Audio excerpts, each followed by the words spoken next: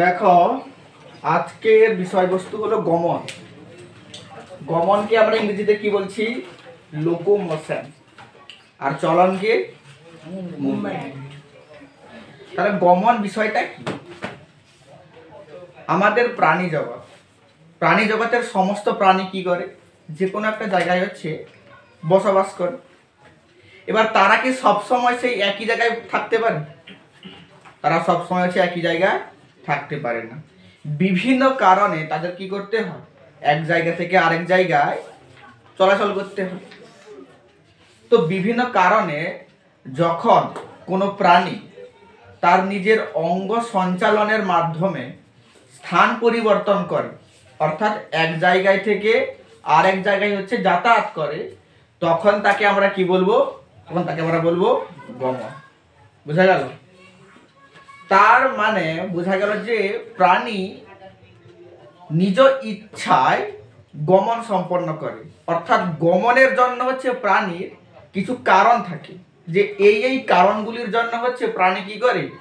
গমন সম্পন্ন করে। আবার চলন কথাটাও গমনের সঙ্গে পুরোপুরি যুক্ত। যে চলন আর গমন দুটো প্রায় অঙ্গাঙ্গিভাবে যুক্ত, কিন্তু এদের মধ্যে হচ্ছে সামান্য পার্থক্য থাকে চলন আর গমনের মধ্যে। স্যার কিরকম পার্থক্য থাকে চলন আর গমনের মধ্যে? চলনে শুধুমাত্র অঙ্গ প্রত্যঙ্গের সঞ্চালন হয়, সমগ্র দেহের কোনো সঞ্চালন হয় না। কিন্তু গমনে অঙ্গ প্রত্যঙ্গের সঙ্গেও পুরো সম্পূর্ণ দেহটারই কি ঘটে? সঞ্চালন ঘটে। বোঝা গেল? ধরো তোমার হাতটা বা তোমার মাথাটা জন্মের পর থেকে আস্তে আস্তে তুমি যখন বড় হও, তোমার হাতটা বা মাথাটা কি আস্তে আস্তে বৃদ্ধি পায়, এটা চলন। আর যখন তুমি হাঁটো, দৌড়াও, সেগুলো তখন কি বলা হবে? গমন। বোঝা গেল? গমনে হচ্ছে অঙ্গ প্রত্যঙ্গের সঞ্চালন সহ সম্পূর্ণ দেহেরও কি ঘটে? সঞ্চালন ঘটে। হয়েছে? 2 নম্বর কি? চলন হচ্ছে যে কোনো এক জায়গায় স্থিরভাবে থেকে সম্ভব, কিন্তু গমন কোনো এক জায়গায় স্থিরভাবে বসে থেকে সম্ভব হয় না। গমনের জন্য তোমাকে হচ্ছে চলাচল করতেই হবে। বোঝা গেল? এবং চলন গমন ছাড়া হতে পারে। চলন কি হতে পারে?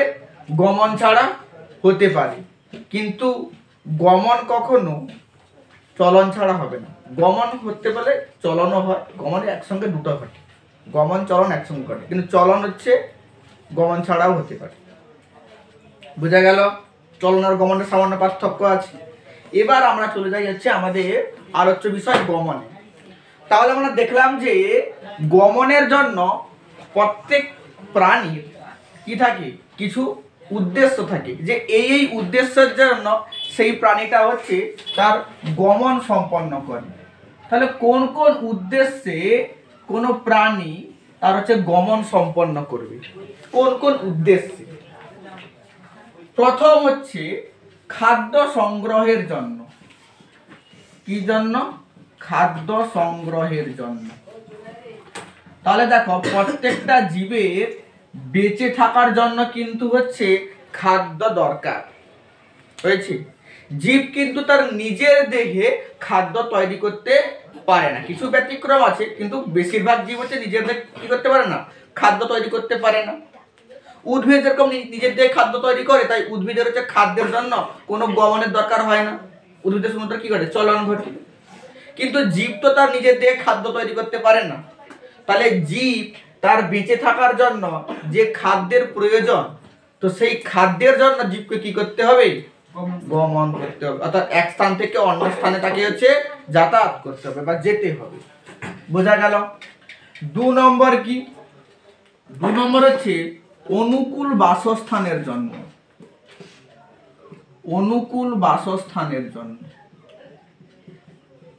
দেখো জীবের বেঁচে থাকার জন্য প্রথম যেরকম খাদ্য দরকার, তার ঠিক পরেই হচ্ছে একটা বাসস্থান দরকার। এবার বাসস্থান কিন্তু যে কোনো বাসস্থান হলে কিন্তু হবে না। তোমাকে যদি জলে রাখা হয়, তুমি জলে থাকতে পারবে? থাকতে পারবে না।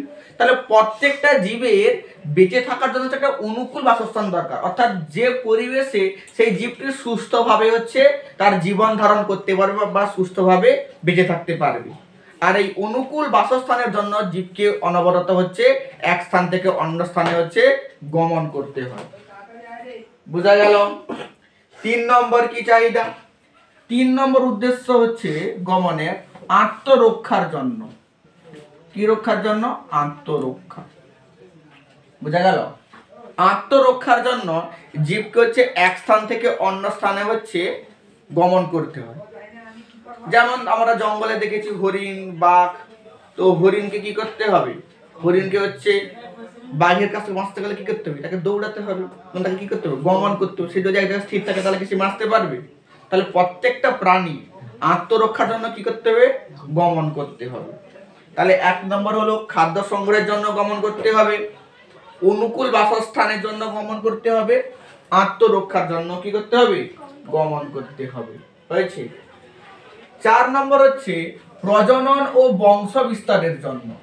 প্রজনন ও বংশ বিস্তার।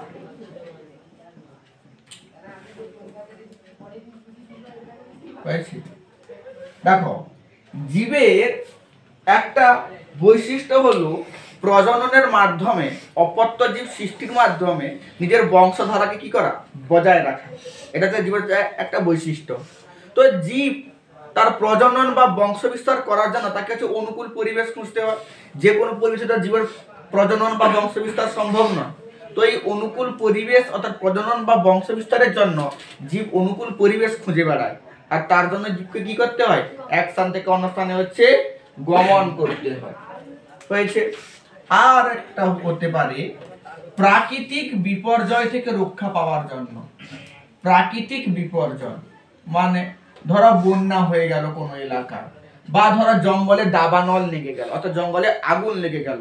তো এই সমস্ত প্রাকৃতিক বিপর্যয়, অর্থাৎ বন্যা, দাবানল, ভূমিকম্প, ধস, তো প্রাণীকে বেঁচে থাকার জন্য কি করতে হবে? সেই নির্দিষ্ট এলাকা থেকে তাকে গমন করে অন্য এলাকায় সরে যেতে হবে। তো এই প্রাকৃতিক বিপর্যয় থেকে বেঁচে থাকার জন্য জীবকে কি করতে হয়? গমন করতে হয়। বুঝা গেল? তাহলে বিভিন্ন উদ্দেশ্যে কোন জীবকে এক স্থান থেকে অন্য স্থানে গমন করতে হয়। যেমন কি কি? খাদ্য সংগ্রহের জন্য গমন করতে হবে, যেটা প্রথম দরকার। অনুকূল বাসস্থান থাকার জন্য, আত্মরক্ষার জন্য, প্রজনন ও বংশ বিস্তারের জন্য, এবং প্রাকৃতিক বিপর্যয় থেকে রক্ষা পাওয়ার জন্য কি করতে হবে? জীবকে গমন করতে হবে। বুঝা গেল? এরপরে আমরা কয়েক প্রকার গমনের প্রকারভেদ সম্বন্ধে জানবো, যে কোন কোন জীবে কি কি ধরনের গমন দেখা যায়। আমরা একদম এককোষী প্রাণী থেকে শুরু করে একদম বহুকোষী প্রাণী পর্যন্ত কোন কোন জীবে কি ধরনের গমন দেখা যায় সেটা আমরা জানবো। প্রথমে আমরা এককোষী প্রাণী অ্যামিবা দিয়ে শুরু করি। অ্যামিবা, অ্যামিবার গমন। অ্যামিবার গমন। তো প্রত্যেকটা প্রাণীর গমনের পদ্ধতি আছে এবং নির্দিষ্ট গমন অঙ্গ আছে। বোঝা গেল? প্রত্যেকটা প্রাণীর কি থাকে? গমনের পদ্ধতি থাকে। যে কেউ দৌড়ে দৌড়ে গমন করতে পারে, কেউ সাঁতার কেটে গমন করতে পারে, কেউ উড়ে উড়ে গমন করতে পারে, কেউ হেঁটে গমন করতে পারে, কেউ হামাগুড়ি দিয়ে গমন করতে পারে। তো বিভিন্ন প্রাণী বিভিন্ন রকমভাবে কি করে? গমন করে। আর বিভিন্ন প্রাণীর এই বিভিন্ন ধরনের যে গমন পদ্ধতি, তার জন্য তাদের বিভিন্ন ধরনের অঙ্গ প্রত্যঙ্গের দরকার হয়। বোঝা গেল? তো অ্যামিবার যে গমন পদ্ধতি তার নাম কি? অ্যামিবার গমন পদ্ধতি নাম, অ্যামিবার গমন পদ্ধতিকে আমরা বলবো অ্যামিবয়েড গমন। অ্যামিবয়েড গমন তার নাম থেকেই হয়েছে, অ্যামিবয়েড গমন। তাহলে অ্যামিবার গমন পদ্ধতির নাম কি? অ্যামিবয়েড গমন। হয়েছে? তো অ্যামিবার গমন পদ্ধতিতে তাহলে আছে, তাহলে নির্দিষ্ট একটা গমন অঙ্গও আছে। তাহলে অ্যামিবার গমন অঙ্গের নাম কি? অ্যামিবার তার কোন গমন অঙ্গের সাহায্যে তার অ্যামিবয়েড গমনটি সম্পন্ন করে? এটা হচ্ছে ক্ষণপথ বা যাকে আমরা বলবো সিউডোপোডিয়া। ক্ষণপথ বা যাকে আমরা বলবো সিউডোপোডিয়া। এই ক্ষণপথ বা সিউডোপোডিয়ার সাহায্যে কি করে? ক্ষণপথ বা সিউডোপোডিয়ার সাহায্যে হচ্ছে অ্যামিবা হচ্ছে তার হচ্ছে গমন সম্পন্ন করে। কি করে? ক্ষণপথ বা সিউডোপোডিয়ার সাহায্যে অ্যামিবা হচ্ছে তার গমন সম্পন্ন করে। হয়েছে? কিভাবে গমন সম্পন্ন করে অ্যামিবা দেখো। ধরো এইটা ধরো যেটা হচ্ছে এককোষী অ্যামিবা। এর ধরো এখানে ধরো হচ্ছে যে নিউক্লিয়াস আছে আর বিভিন্ন ধরো কোষীয় অংশ আছে এখানটায় আছে। এবার অ্যামিবা ধরো হচ্ছে এই দিকটাই যাবে, অর্থাৎ ডান দিকে যাবে। তাহলে সে কিভাবে ডান দিকে যাবে? তো অ্যামিবা প্রথমে কি করবে? সে যেদিকে যাবে সেদিকে হচ্ছে অনেকগুলো ক্ষণপথ সৃষ্টি করবে, ছোট ছোট ছোট ছোট পথ সৃষ্টি করবে। কিরকম? ধরো এইরকম অ্যামিবাটা ছিল, তো এইদিকে সে এরকম ছোট ছোট অনেকগুলো সেরকম পথ সৃষ্টি করবে, অনেকগুলো এরকম ছোট ছোট কি সৃষ্টি করবে? ক্ষণপথ বা সিউডোপোডিয়া। এই অংশগুলোকে আমরা কি বলবো? এই অংশগুলোকে হচ্ছে ক্ষণপথ বা সিউডোপোডিয়া বলবো। যে ছোট ছোট ছোট শৃঙ্গগুলো বেরিয়েছে, এই শৃঙ্গগুলোকে আমরা কি বলবো? ক্ষণপথ বা হচ্ছে সিউডোপোডিয়া বলবো। হয়েছে? এবার অনেকগুলো তো ক্ষণপথ অ্যামিবা তৈরি করে, কিন্তু এদের মধ্যে সবগুলো কিন্তু থাকে না। যে কোনো একটা ক্ষণপথ হচ্ছে বৃদ্ধি পায়, বাকিগুলো কি হয়ে যায়? বাকিগুলো হচ্ছে লুপ্ত হয়ে যায়। যে কোনো একটা ক্ষণপথ কি হবে? যে কোনো হচ্ছে একটা ক্ষণপথ হচ্ছে এরকম বৃদ্ধি পাবে, বাকিগুলো সব হচ্ছে যে যেরকম ছিল হচ্ছে সেগুলো হচ্ছে আবার লুপ্ত হয়ে যাবে। এইভাবে হচ্ছে কি করে? অ্যামিবা হচ্ছে এক স্থান থেকে অন্য স্থানে হচ্ছে যাতায়াত করে। তো এখানে কে সাহায্য করলো? এই হচ্ছে ক্ষণপথগুলো সাহায্য করলো, ক্ষণপথ বা সিউডোপোডিয়া। তাহলে অ্যামিবার গমন অঙ্গ কি? স্যার ক্ষণপথ বা সিউডোপোডিয়া। হয়েছে? আর অ্যামিবার গমন পদ্ধতির নাম কি? অ্যামিবয়েড গমন। অ্যামিবার নাম থেকে গেছে কি গমন? অ্যামিবয়েড গমন। এবারে এই অ্যামিবার মতো গমন দেখা যায় আরো প্রাণী আছে, তাদের গমন পদ্ধতিকে আমরা বলবো অ্যামিবয়েড গমন। বোঝা গেল? সেই সমস্ত প্রাণীর গমন পদ্ধতি অ্যামিবার মতো হওয়ার জন্য তাদের গমন পদ্ধতিকে কি বলা হয়? অ্যামিবয়েড গমন পদ্ধতি। স্যার আরো কি প্রাণী আছে যাদের হচ্ছে অ্যামিবয়েড গমন দেখা যায়? আরো কি প্রাণী আছে? স্পঞ্জ। স্পঞ্জের নাম শুনেছো? তো স্পঞ্জের মধ্যে এক প্রকার কোষ থাকে যার নাম হচ্ছে অ্যামিবোসাইট কোষ। তাহলে স্পঞ্জের মধ্যে কি রকম কোষ থাকে? না, স্পঞ্জের মধ্যে কি থাকে? অ্যামিবোসাইট কোষ। অ্যামিবোসাইট কোষ। এই অ্যামিবোসাইট কোষ এর যে গমন পদ্ধতি সেটা আছে অ্যামিবয়েড গমন। বোঝা গেল? স্পঞ্জের অ্যামিবোসাইট কোষ এর গমন পদ্ধতি হচ্ছে অ্যামিবয়েড গমন। স্যার আরো কারো দেখা যায়? হ্যাঁ, আরো দেখা যায়। ম্যাক্রোফাজ। ফাজ ভাইরাসের একটা ভাগ হচ্ছে ম্যাক্রোফাজ, ম্যাক্রোভাজ নয়, ম্যাক্রোফাজ। হয়েছে? এই ম্যাক্রোফাজ এরও দেখা যায় হচ্ছে অ্যামিবয়েড গমন। ম্যাক্রোফাজ এরও কি দেখা যায়? এরও হচ্ছে অ্যামিবয়েড গমন দেখা যায়। বুঝা গেল? এছাড়াও আমাদের মানব দেহেও এক প্রকার কোষ আছে যার হচ্ছে অ্যামিবয়েড গমন দেখা যায়। স্যার কি বলছেন? মানব দেহ আছে? হ্যাঁ, মানব দেহ এক প্রকার কোষ আছে যার হচ্ছে অ্যামিবয়েড গমন দেখা যায়। কে বলতে পারবে? শ্বেত রক্তকণিকা। বোঝা গেল? শ্বেত রক্তকণিকা বা হচ্ছে ডব্লিউবিসি, হোয়াইট ব্লাড কর্পাসেল। শ্বেত রক্তকণিকা বা ডব্লিউবিসি এরও কি দেখা যায়? এর হচ্ছে অ্যামিবয়েড গমন দেখা যায়। বোঝা গেল? তাহলে মানব দেহের কোন কোষের অ্যামিবয়েড গমন দেখা যায় গো? সেটা হচ্ছে শ্বেত রক্তকণিকা। শ্বেত রক্তকণিকা যখন সে রোগ জীবনে ধ্বংস করে তখন সে হচ্ছে এই অ্যামিবয়েড গমন পদ্ধতিতে হচ্ছে রোগ জীবনকে চারদিক থেকে ঘিরে ফেলে, দিয়ে তাকে কি করে দেয়? এটা হচ্ছে ধ্বংস করে দেয়। বুঝা গেল? তাহলে অ্যামিবয়েড গমন কার কার দেখা যায়? স্যার অ্যামিবার দেখা যায়, তার সঙ্গে সঙ্গে স্পঞ্জের অ্যামিবোসাইট কোষে দেখা যায়, এছাড়াও ম্যাক্রোফাজে দেখা যায়, আর মানব দেহের শ্বেত রক্ত কণিকায় হচ্ছে অ্যামিবয়েড গমন দেখা যায়। আর অ্যামিবার গমন অঙ্গের নাম কি? অ্যামিবার গমন অঙ্গের নাম হচ্ছে ক্ষণপথ বা হচ্ছে সিনোপোডিয়া। বোঝা গেল? এরপরে আমরা জানবো প্যারামেসিয়ামের গমন। প্যারামেসিয়াম এটাও হচ্ছে এক প্রকার এককোষী প্রাণী। তো প্যারামেসিয়ামের গমন পদ্ধতি কিভাবে হয়? অ্যামিবার গমন পদ্ধতি কোন গমন অঙ্গের সাহায্যে হয়? ক্ষণপথ। এরপরে আমাদের জানতে হবে যে প্যারামেসিয়ামের গমন পদ্ধতি।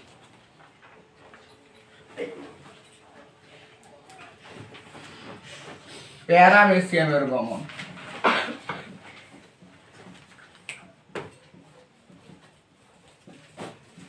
হয়েছে।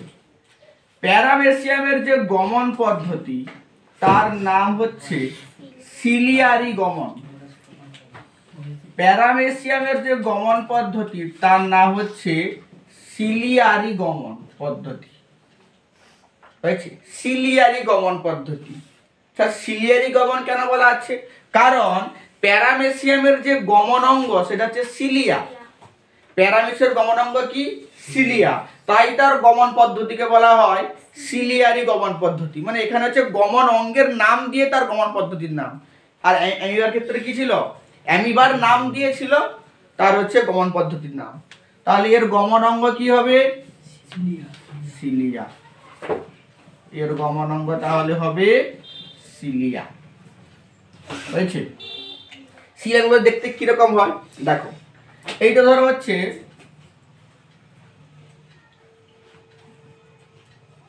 ধরো প্যারামেসিয়াম। এটা ধরো প্যারামেসিয়াম। এখানে ধরো হচ্ছে নিউক্লিয়াস আছে আর বিভিন্ন ধরো কোষীয় অঙ্গন এরকম ছড়িয়ে ছিটিয়ে আছে। এটা ধরো হচ্ছে এককোষী প্যারামেসিয়াম। এবার এর পরিধি বরাবর, পরিধি মানে কি? এই যে বাইরের দিকে যে বাউন্ডারিটা, এটা এবার পরিধি বলি। তো এর পরিধি বরাবর এরকম সূক্ষ্ম সূক্ষ্ম সিলিয়া দেখা যায়। এর পরিধি বরাবর কি দেখা যায়? এরকম হচ্ছে সূক্ষ্ম সূক্ষ্ম সিলিয়া দেখা যায়। আর এই সিলিয়ার বিচলনের মাধ্যমে হচ্ছে অ্যামিবা হচ্ছে গমনটা সম্পন্ন করে। বুঝা গেল? তাহলে প্যারামেসিয়ামের হচ্ছে পরিধি বরাবর কি থাকে? একটু সূক্ষ্ম সূক্ষ্ম চুলের মতো হচ্ছে সিলিয়া থাকে। আর এই সিলিয়ার বিচলনের মাধ্যমে কি করে? অ্যামিবা জলে হচ্ছে গমন সম্পন্ন করে। অ্যামিবা নাকি প্যারামেসিয়াম হচ্ছে জলে হচ্ছে গমন সম্পন্ন করে। এবার প্যারামেসিয়াম হচ্ছে দু রকম গমন সম্পন্ন করে। স্যার দু রকম গমন মানে কি? আমাদের মানুষ হচ্ছে অনেক রকম গমন সম্পন্ন করে। কিরকম? মানুষ হাঁটতে পারে, মানুষ দৌড়াতে পারে, মানুষ লাফ মারতে পারে, মানুষ হামাগুড়ি দিতে পারে, আর অনেক রকমভাবে মানুষ সাঁতার কাটতেও পারে। সেরকম হচ্ছে প্যারামেসিয়াম হচ্ছে দু প্রকারের গমন সম্পন্ন করতে পারে। স্যার একটা হচ্ছে প্যারামেসিয়াম যেহেতু জলে থাকে তার মানে তাকে সাঁতার জানতে হবে। তো প্যারামেসিয়ামের একটা গমন পদ্ধতি হলো সুইমিং বা সন্তরণ, যাকে বাংলায় বলবো হচ্ছে সন্তরণ বা সুইমিং। এটা হলো অ্যামিবার হচ্ছে এক প্রকার গমন পদ্ধতির নাম। আর এক প্রকার অ্যামিবার গমন পদ্ধতি হলো ক্রিপিং। ক্রিপিং ক্রিপিং মানে কি? ক্রিপিং মানে হচ্ছে হামাগুড়ি দেওয়া। ক্রিপিং মানে হচ্ছে হামাগুড়ি দেওয়া। হয়েছে? তাহলে অ্যামিবা হচ্ছে দুভাবে তার গমন পদ্ধতিটা সম্পন্ন করে। সাঁতার বা সন্তরণের মাধ্যমে গমন পদ্ধতি সম্পন্ন করে, আর হচ্ছে ক্রিপিং বা হামাগুড়ির মাধ্যমে হচ্ছে কি করে? প্যারামেসিয়াম হচ্ছে তার গমনটা হচ্ছে সম্পন্ন করে। বুঝা গেল? তাহলে ক্ষণপথের সাহায্যে গমন কে সম্পন্ন করে? অ্যামিবা। আর সিলিয়ার সাহায্যে হচ্ছে প্যারামেসিয়াম। প্যারামেসিয়ামের গমন পদ্ধতির নাম সিলিয়ারি গমন। প্যারামেসিয়াম হচ্ছে দুভাবে তার গমন সম্পন্ন করে, সাঁতারের মাধ্যমে করতে পারে বা হামাগুড়ির মাধ্যমে করতে পারে, সুইমিং বা ক্রিপিং। ক্রিপিংটা মনে রাখবে, ইংলিশ নামটা জিজ্ঞেস করে। এই ক্রিপিং এর সাহায্যে এদের মধ্যে কোন প্রাণীটি তার গমন সম্পন্ন করে? তো কি হবে? প্যারামেসিয়াম। বুঝা গেল? প্যারামেসিয়াম এক মিনিটে প্রায় 18 সেন্টিমিটার সাঁতার কাটতে পারে। 18 সেন্টিমিটার দূরত্ব সাঁতার কাটতে পারে। বোঝা গেল? প্যারামেসিয়াম হচ্ছে জলে 1 মিনিটে কত দূরত্ব যেতে পারে প্যারামেসিয়াম জলে 18 সেন্টিমিটার। আণুবীক্ষণিক প্যারামেসিয়াম জলে প্রায় হচ্ছে 18 সেন্টিমিটার পার মিনিট এই গতিবেগে সে হচ্ছে গমন করে বা সাঁতার কাটে। বোঝা গেল? এবারে যদি বলা হয় যে স্যার সিলিয়ারি গমন প্যারামেসিয়ামের ছাড়া আর কার দেখা যায়? প্যারামেসিয়ামের ছাড়া হচ্ছে ওপালিনা নামক এক ধরনের প্রাণী আছে। ওপালিনা ওপালিনা নামক হচ্ছে এক ধরনের প্রাণী আছে যাদের হচ্ছে সিলিয়ারি গমন হচ্ছে দেখা যায়। বোঝা গেল? তাহলে প্যারামেসিয়াম ছাড়া আর কার দেখা যায়? ওপালিনারও কি দেখা যায়? সিলিয়ারি গমন হচ্ছে দেখা যায়। বোঝা গেল? তাহলে প্যারামেসিয়ামের গমন পদ্ধতির নাম হচ্ছে সিলিয়ারি গমন। এটি হচ্ছে প্যারামেসিয়াম ছাড়া হচ্ছে ওপালিনারও দেখা যায়। হয়েছে? আর এর গমন অঙ্গ হচ্ছে সিলিয়া। প্যারামেসিয়ামের গমন অঙ্গটা কি? তার পরিধি বরাবর হচ্ছে বিস্তৃত থাকে। আর এরা হচ্ছে দুভাবে হচ্ছে তার গমন সম্পন্ন করে, তার সাঁতারের মাধ্যমে এবং হচ্ছে কিসের মাধ্যমে গো? হামাগুড়ির মাধ্যমে। আর এদের গতিবেগ কত? 18 সেন্টিমিটার পার মিনিট। আর যদি মিলিমিটারে বলে তাহলে 180 মিলিমিটার পার মিনিট। 10 দিয়ে গুণ। হয়েছে? এটা গেল প্যারামেসিয়াম। এরপরে আমাদের আছে ইউগ্লিনা।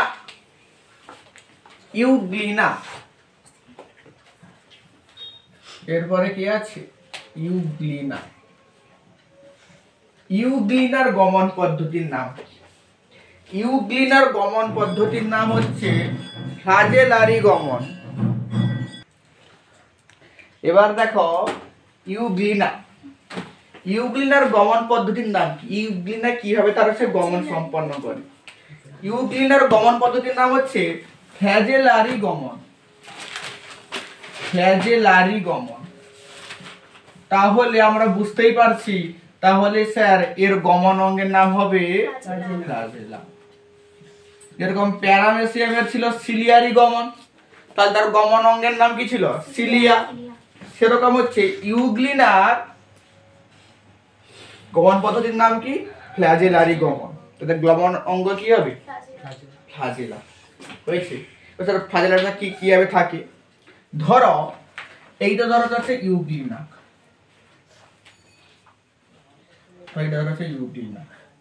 হয়েছে আণুবীক্ষণ ইউগ্লিনা।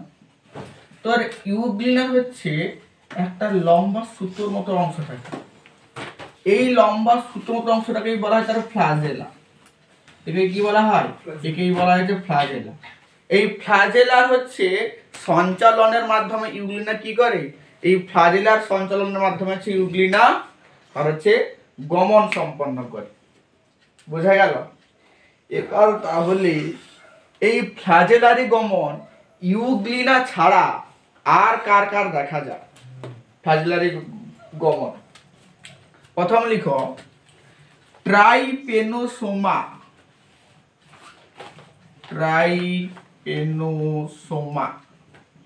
এই প্রাণীটির উপর কি দেখা যায়? ফ্লাজেলারি গমন। আর কার দেখা যায়? নকটিলিউকা।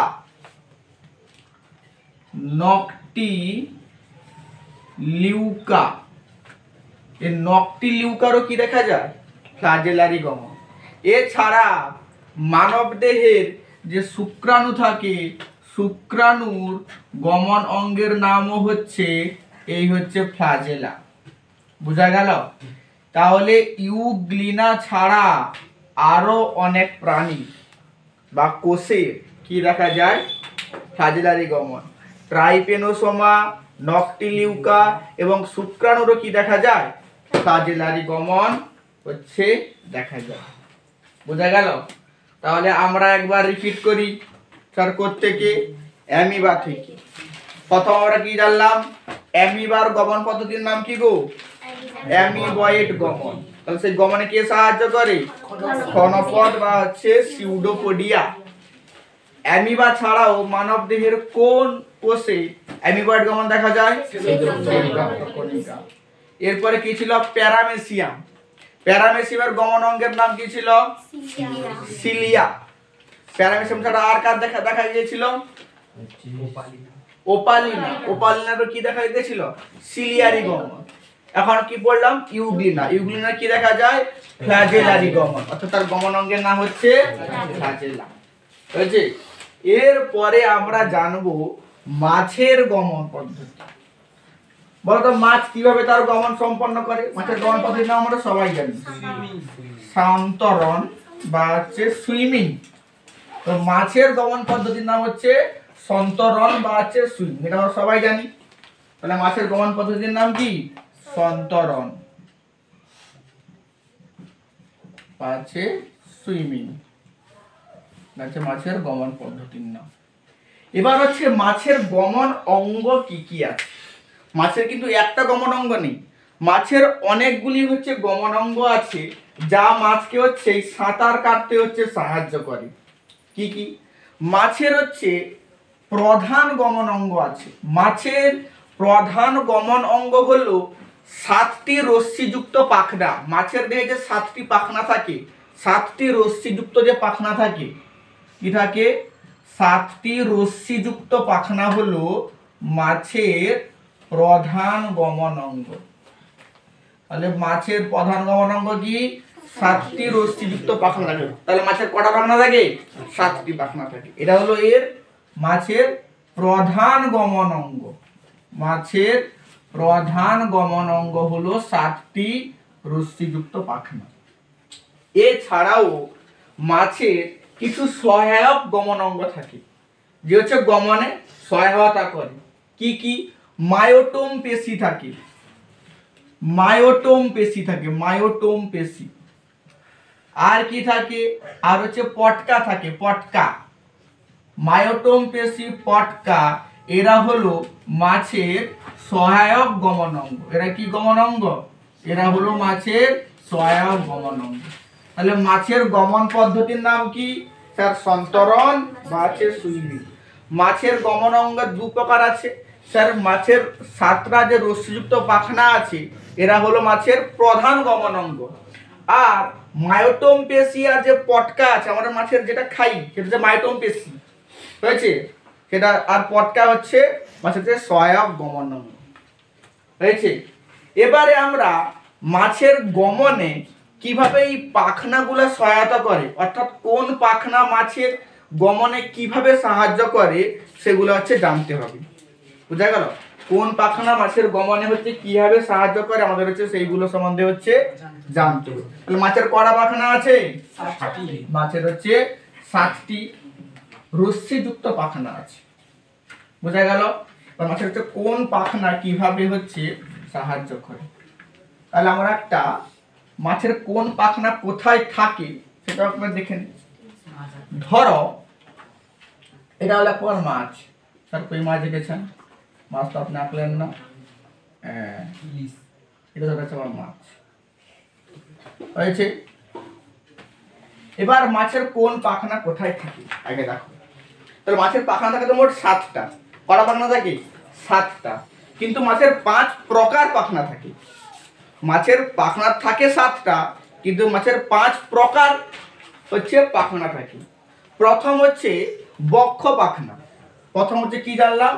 বক্ষ পাখনা, হয়েছে, এইখানটা থাকে।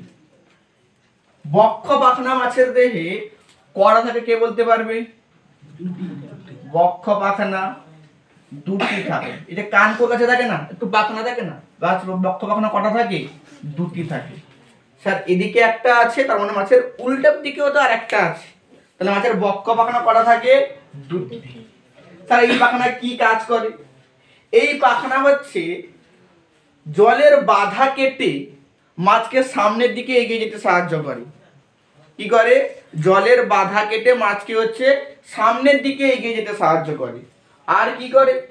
আর হচ্ছে মাছকে জলের গভীরে যেতে এবং ভেসে উঠতে সাহায্য করে। কি করে? জলের গভীরে যেতে এবং ভেসে উঠতে। তাহলে এ কি কি কাজ করে? এ দেখো, এ হচ্ছে সামনের দিকে যেতে সাহায্য করে, কেন? এরকম জলের বাধা কেটে। আর কি করে? স্যার গভীরে যেতেও সাহায্য করে, আবার স্যার ভেসে উঠতেও সাহায্য করে। আমি এরকম সংকেতের মাধ্যমে লিখে দিতে পারি বোঝার জন্য। যে হচ্ছে জলের বাধা কেটে স্যার সামনের দিকেও এগিয়ে যেতে পারে, মাছের জলের গভীরও যেতে পারে, আবার উপরের দিকে ভেসে উঠতেও পারে। কার সাহায্যে? এই বক্ষ পাখনার সাহায্যে। কটা থাকে? বোঝা গেল। আর কি থাকে? শ্রেণী পাখনা। আর কি থাকে? শ্রেণী পাখনা। শ্রেণী পাখনা কটা থাকে মাছের? শ্রেণী পাখনা, মাছের শ্রেণী পাখনাও থাকে দুটি। বোঝা গেল? মাছের শ্রেণী পাখনা কটা থাকে? মাছের শ্রেণী পাখনাও থাকে হচ্ছে দুটি। এবার দেখো শ্রেণী পাখনা তাহলে মাছের কোথায় থাকে? মাছের শ্রেণী পাখনা হচ্ছে এইখানটা থাকে, একটা এদিকে থাকে আর একটা হচ্ছে উল্টা দিকে থাকে। বুঝা গেল? শ্রেণী পাখনা একটা এদিকে থাকে আর একটা হচ্ছে মাছের উল্টা দিকে থাকে। তো মাছের শ্রেণী পাখনা কটা থাকে? শ্রেণী পাখনা দুটো থাকে। এবং এর কাজ কি? এর কাজ হচ্ছে সেম অ্যাজ ওয়েল অ্যাজ হচ্ছে বক্ষ পাখনার মতো। বক্ষ পাখনারও যা কাজ শ্রেণী পাখনারও হচ্ছে তা কাজ। বক্ষ পাখনা কারণ দুটো আছে, শ্রেণী পাখনা দুটো আছে, তাহলে স্যার বক্ষ পাখনারও যা কাজ শ্রেণী পাখনার হচ্ছে তা কাজ। মাছের হচ্ছে এই দুটো পাখনা হচ্ছে জোড়ায় জোড়ায় আছে, বাকি সমস্ত পাখনা হচ্ছে বিজোড়ে একটা একটা একটা একটা করে আছে। বুঝা গেল? এরপর তাহলে কি আছে? পৃষ্ঠ পাখনা। মাছের এই পৃষ্ঠে হচ্ছে এক প্রকার পাখনা দেখা যায়, হয়েছে? এটা কটা থাকে? মাছের পৃষ্ঠ পাখনা থাকে একটা, পিঠে থাকে, তাই এর নাম হচ্ছে পৃষ্ঠ পাখনা।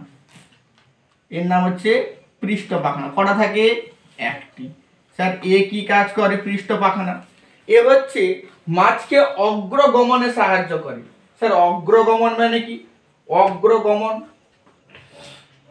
মানে সামনের দিকে এগিয়ে যেতে সাহায্য করে, আর হচ্ছে ভারসাম্য রক্ষায় সাহায্য করে।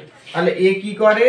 এ হচ্ছে মাছের ভারসাম্য রক্ষা করে, ভারসাম্য রক্ষা করে অগ্রগমনে সাহায্য করে। কে সাহায্য করে? পৃষ্ঠ পাখনা। কটা থাকে? একটা।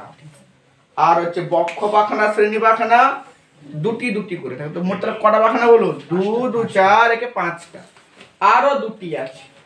এবার হচ্ছে পায়ু পাখনা। পায়ু, পায়ু পাখনা স্যার পায়ুর দিকে থাকবে, থাকবে হচ্ছে আমার একটা পায়ু পাখনা এইখানটায় থাকে, এখানে থাকে পায়ু পাখনা। এখানে কি থাকে? এখান থেকে আছে মাছের হচ্ছে পায়ু পাখনা। কটা থাকে? একটা। এবার এই পায়ু পাখনা হচ্ছে মাছের গমনে তেমন কোনো বিশেষ ভূমিকা নেই। তাহলে স্যার আমরা পড়ছি কেন পায়ু পাখনা? পায়ু পাখনা মনে করো কোনো যেরকম সাইকেলে ব্রেক যা কাজ করে না, বা গাড়িতে ব্রেক যা কাজ করে, পায়ু পাখনা তা কাজ করে। স্যার তা মানে অর্থাৎ স্থির হয়ে থাকতে সাহায্য করে, স্থিতাবস্থা বজায় রাখতে সাহায্য করে। পায়ু পাখনা কি করে? স্থিতাবস্থা বজায় রাখতে সাহায্য করে, স্থিতাবস্থা বজায় রাখতে সাহায্য করে। কে সাহায্য করে? পায়ু পাখনা। দেখো যেহেতু পায়ু পাখনা স্থির হয়ে থাকতে সাহায্য করে, তাই তো গমনে কোনো ভূমিকা নেই। সেজন্য বলছি যে পায়ু পাখনার হচ্ছে গমনে কোনো বিশেষ ভূমিকা নেই। পায়ু পাখনা শুধুমাত্র কি করে? স্থিতাবস্থা অর্থাৎ স্থির, মাছ তো সবসময় অগ্রসর হয়নি, কিন্তু স্থির থাকে। তো যখন সে স্থির হয়ে থাকে তখন সেই পায়ু পাখনা হচ্ছে তার স্থির হয়ে থাকাটাকে হচ্ছে রক্ষা করে। হয়েছে? এরপরে আর কি আছে গো? আর এই যে উচ্চ পাখনা, তাকে আমরা লেজ বলি, মানে কি আছে? উচ্চ পাখনা। কটা আছে? তার লেজ তো একটাই থাকে, উচ্চ বা লেজ। উচ্চ পাখনা কটা থাকবে? একটা। এ স্যার কি কাজ করে? নৌকার হাল যেমন কাজ করে। স্যার নৌকার হাল আবার কি কাজ করে?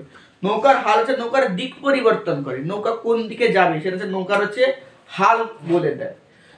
ঠিক তেমনি মাছের পুচ্ছ পাখনাও কি করে? মাছের এই যে পুচ্ছ পাখনা হচ্ছে মাছ কোন দিকে যাবে সেই দিক নির্ণয় করতে সাহায্য করে। অর্থাৎ নৌকার হালের মতো মাছকে দিক পরিবর্তনে সাহায্য করে কে পাখনা? পুচ্ছ পাখনা। পুচ্ছ পাখনা কি করে? নৌকার হালের মতো মাছকে দিক পরিবর্তনে সাহায্য করে। নৌকার হালের মতো মাছকে দিক পরিবর্তনে সাহায্য করে কে? সেটা হচ্ছে পুচ্ছ পাখনা। বোঝা গেল?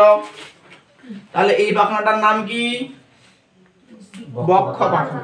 থাকে কটা? দুটা। এর স্যার কাজ কি করে? সামনের দিকে এগিয়ে যেতে, উপরের দিকে যেতে, নিচের দিকে যেতে সবই সাহায্য করে। শ্রেণী পাখনা, এও থাকে দুটা, এও স্যার সেম কাজ করে। এও কি করে? এও হচ্ছে সেম কাজ করে।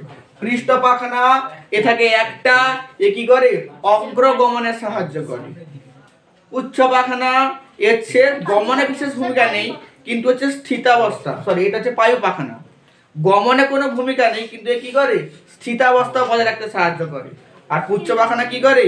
নৌকার হচ্ছে হালের মতো হচ্ছে দিক পরিবর্তনে সাহায্য করে। তাহলে মাছের যে প্রধান গমন অঙ্গ সেটা কি? সাতটা রশ্মিযুক্ত পাখনা। তার ভূমিকা জেনে নিলাম। এছাড়াও মাছের দুটা কি থাকে? তার সহায়ক গমন অঙ্গ থাকে। স্যার কি কি? একটা হলো মাছের পটকা, আর একটা হলো মায়োটম পেশি। মাছের যে পেশিটা থাকে সেটা হচ্ছে কি পেশি? মায়োটম পেশি, যেটা আমরা খেতে খুব ভালোবাসি, সেটা হচ্ছে মায়োটম পেশি। হয়েছে? এই যে আমরা পেটি খাই, পেটি থেকে বড় বড় সুন্দর পেশিগুলো আসে না, রেখা রেখা রেখা রেখা রেখা রেখা আকারে, সেই পেশিগুলোকে কি বলা হয়? মাছের মায়োটম পেশি। হয়েছে? মায়োটম পেশি। তার কোথায় দেখা যায় মাছের মায়োটম পেশি? তার মাছের দেহে দেখা যায়, সেটা তো জানি। মাছের যে মেরুদণ্ড আছে না, মাছের কি আছে? মেরুদণ্ড। ধরো এই বরাবর মাছের মেরুদণ্ড থাকে, তো মাছের মেরুদণ্ডের দুপাশে হচ্ছে এরকম ভি আকৃতির মায়োটম পেশি দেখা যায়। কি দেখা যায়? মাছের মেরুদণ্ডের দুপাশে ভি আকৃতির হচ্ছে মায়োটম পেশি দেখা যায়। মায়োটম পেশি কোথায় দেখা যায়? মেরুদণ্ডের দুই পাশে। কি আকৃতির গো? ভি আকৃতির। ভেরি ভেরি ইম্পর্টেন্ট, জিজ্ঞেস করে। ভি আকৃতির মাছের মেরুদণ্ডের দুপাশে কি দেখা যায়? ভি আকৃতির মায়োটম পেশি দেখা যায়। এবার এ মাছের গমন কিভাবে সাহায্য করে? মাছের একদিকের মায়োটম পেশি যখন সংকুচিত হয়, তো আর একদিকের মায়োটম পেশি প্রসারিত হয়ে যাবে। বোঝা গেল? আবার ঠিক অপর দিকের মায়োটম পেশি সংকুচিত যখন হবে, তখন এই দিকের মায়োটম পেশি কি হয়ে যাবে? প্রসারিত হয়ে যাবে। তো পর্যায়ক্রমে এই সংকোচন আর প্রসারণের ফলে মাছ তার দেহকে এঁকে বেঁকে হচ্ছে সামনের দিকে কি করে যায়? এগিয়ে নিয়ে যায়। বুঝা গেল? তাহলে মাছের একদিকের মায়োটম পেশি সংকুচিত হলে অপর দিকের মায়োটম পেশি প্রসারিত হয়, অপর দিকের মায়োটম পেশি সংকুচিত হলে এদিকের মায়োটম পেশি কি হয়? প্রসারিত হয়। তো পর্যায়ক্রমে এই সংকোচন প্রসারণের মাধ্যমে মাছ তার দেহকে হচ্ছে এঁকে বেঁকে সামনের দিকে এগিয়ে নিয়ে যায়। মাছ কিন্তু সোজা যায় না, মাছ এঁকে বেঁকে কি করে? তার দেহকে হচ্ছে সামনের দিকে এগিয়ে নিয়ে যায়। বুঝা গেল মায়োটম পেশি কি ভূমিকা কাজ করে? আর মাছের কি থাকে? সহায়ক গমন অঙ্গ। আর থাকে হচ্ছে পটকা। কি থাকে? পটকা। আর কি থাকে? পটকা থাকে। হয়েছে? পটকা মাছের দুটা প্রকোষ্ঠ যুক্ত হয়। মাছের পটকা কটা প্রকোষ্ঠ যুক্ত হয়? মাছের পটকা হচ্ছে দুটা প্রকোষ্ঠ যুক্ত হয়। একটা একটু ছোট থাকে, আর একটু বড় থাকে। একটা ছোট প্রকোষ্ঠ থাকে, একটা কি থাকে? একটা বড় প্রকোষ্ঠ থাকে। হয়েছে? অর্থাৎ একটা অগ্র প্রকোষ্ঠ আর একটা হচ্ছে পশ্চাৎ প্রকোষ্ঠ। একটা অগ্র প্রকোষ্ঠ আর একটা হচ্ছে পশ্চাৎ প্রকোষ্ঠ। মাছের পটকা সবাই দেখেছ? মাছের পটকা এক প্রকার পর্দা হিসেবে কাজ করে। কি পর্দা হিসেবে কাজ করে বলো? অর্ধবেদ্য পর্দা। তাহলে মাছের পটকার কটা প্রকোষ্ঠ থাকে? দুটা প্রকোষ্ঠ, অগ্র আর একটা হচ্ছে পশ্চাৎ। হয়েছে? তো মাছের অগ্র প্রকোষ্ঠে এক প্রকার গ্রন্থি থাকে। অগ্র প্রকোষ্ঠে কি থাকে? এক প্রকার হচ্ছে গ্রন্থি থাকে। স্যার কি গ্রন্থি? তার নাম হচ্ছে রেড গ্রন্থি। তার নাম কি?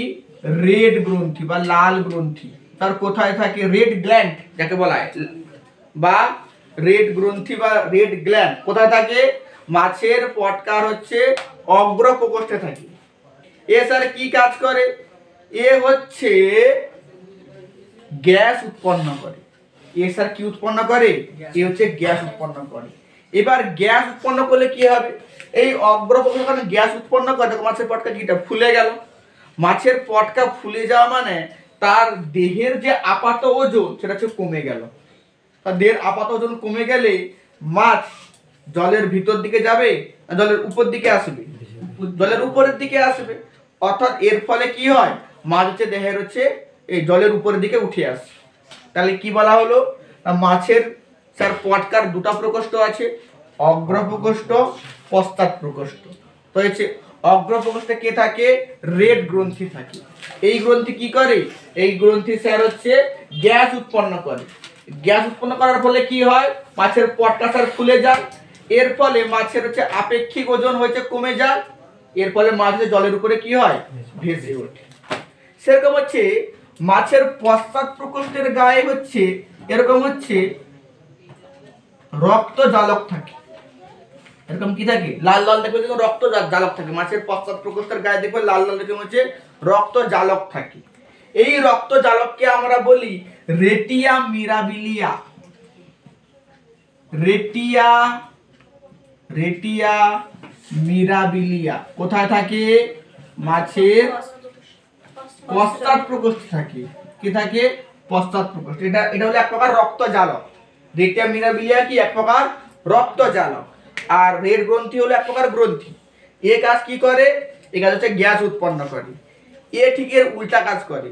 রেড গ্রন্থি যে গ্যাসটা উৎপন্ন করে, এ হচ্ছে সেই গ্যাসটা হচ্ছে শোষণ করে না। তা তখন কি হয়ে যাবে, তখন হচ্ছে পটকা কি চুপসে যাবে। পটকা চুপসে যাওয়া মানে মাছের দেহের যে আপেক্ষিক ওজন বেড়ে গেল। এর ফলে মাছ কি হয়, জলের তলদেশে ডুবে যেতে সাহায্য করে। বুঝা গেল? তাহলে যখন মাছ ভাসবে তখন সে কি করবে, তখন সে হচ্ছে রেড গ্রন্থি হচ্ছে গ্যাস উৎপন্ন করবে।